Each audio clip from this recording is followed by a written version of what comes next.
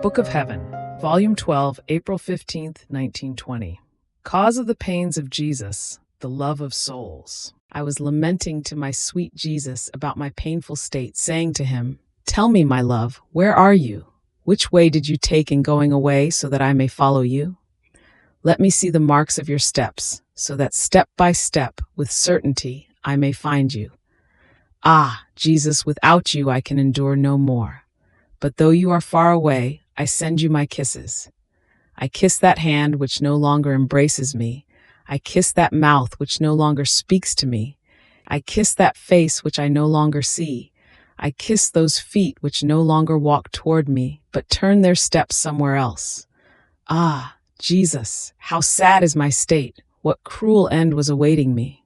While I was saying this and much more nonsense, my sweet Jesus moved in my interior and told me, "My daughter, calm yourself.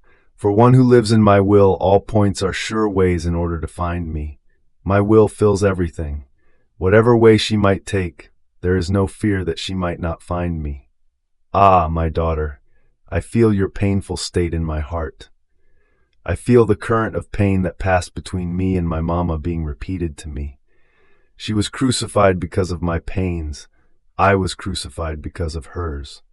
But the cause of all this, what was it? The love of souls. For love of them my dear mama bore all my pains, and even my death. And I, for love of souls, bore all her pains, to the point of depriving her of me. Oh, how much it cost my love and her maternal love to deprive my inseparable mama of me. But the love of souls triumphed of everything. Now your state of victim to which you submitted yourself, it was for love of souls, and for love of them you accepted all the pains that have unfolded in your life.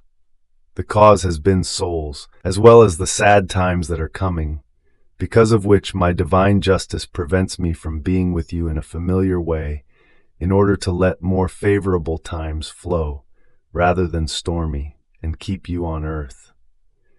It is because of souls. If it were not for love of them, your exile would be ended, and you would not have the pain of seeing yourself without me, nor would I have the pain of seeing you so tormented because of my privation.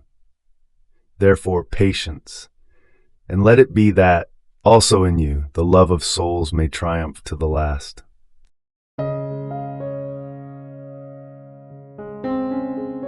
Thank you for being a part of our community here at Divine Will app. If you enjoy listening to Jesus' lessons on how to live in the divine will, please give this video a thumbs up. Your likes help us reach more souls yearning to live in the kingdom of the divine will.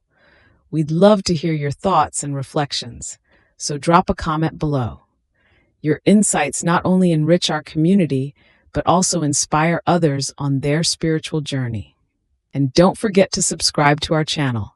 By joining us, you're helping to spread the news of the kingdom of the divine will, so that together we can bring His kingdom to reign on earth as it is in heaven. In the divine will, always.